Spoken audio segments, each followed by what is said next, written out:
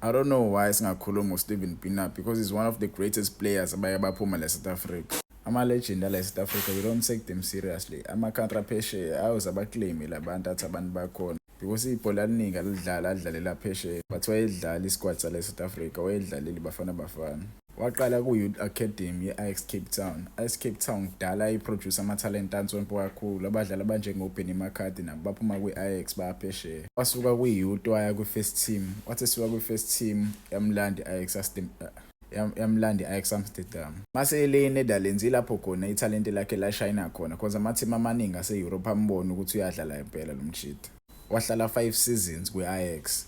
Ethi sehlale 5 season wabona iBorussia Dortmund. Wasayina iBorussia Dortmund nalapho kwiBorussia Dortmund wafika wayikhombisa ukuthi uyadlala impela yize engadlalanga ama-season amaningi but ithalente lakhe ulibona. Wadlala isizini eyodwa kwiDortmund bamlonela kwi-Everton le yase-England. Lokho bemlona back and forth until i-Everton izimthenga. Athi simthengile i-Everton wadlala isizini eyodwa nakhona wadlala isizini eyodwa wakhombisa umdlalo ngempela wabona ama-team anje ngoTottenham Hotspur. iTottenham Hotspur yamthenga from i-Everton. Uyabona nje lo mjida lo uloke eshintsha ngama-team asezingeni eliphezulu. Ama-team adlala kuma-first division eco-Premier League o-Bundesliga. Yabo ibhola ayinalo lo mjida laliphezulu ngale ndlela le. Wawungamcomparison nje noBenny McCarthy because boba u2 babedlalela kulama league lawo. Ongeke ubathola kuma league angaphansi. Babedlala nje kulama league lawo aphezulu.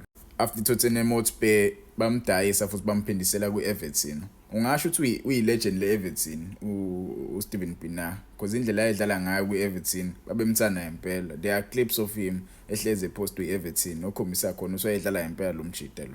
After eqeda ukudlalela i-Everton bamdayisela i-team ekuthiwa iSunderland yase-England futhi nayo.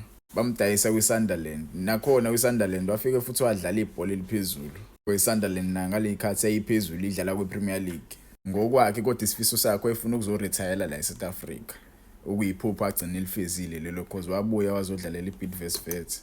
Kwi-Wits wafika wadlala nje kodwa ibhola aseyidlala kwi-Wits wayesefuna ukuretire cause wayengesenaso leso sibhiliyoni wayesedlala nje cause ibhola uyalithanda but ila waretire khona waretire kwi-Bidvest. Right now Steven Pienaar ucoacha izintwana zale e-Ajax Amsterdam ucoach weintana zakhona so italent eliningi olibona liphuma kwi-Ajax Amsterdam uyena olicontrolayo and abantu abaningi abakhuluma ngalomjida lo iyanxaka le ukuthi why singakhuluma ngoSteven Pienaar hleze ngibona kukhulunywa ngoDr Khumalo hleze ngibona yazo Dr Khumalo bayadlala impela yabo lama talent kanje angazi indaba angakhulunywa ngawo cause nabo benza okukhulu phesheya yabo babedlalela ama-team aphezulu asezingeni eliphezulu iPremier League akukho lula ukudlalela iPremier League back to back.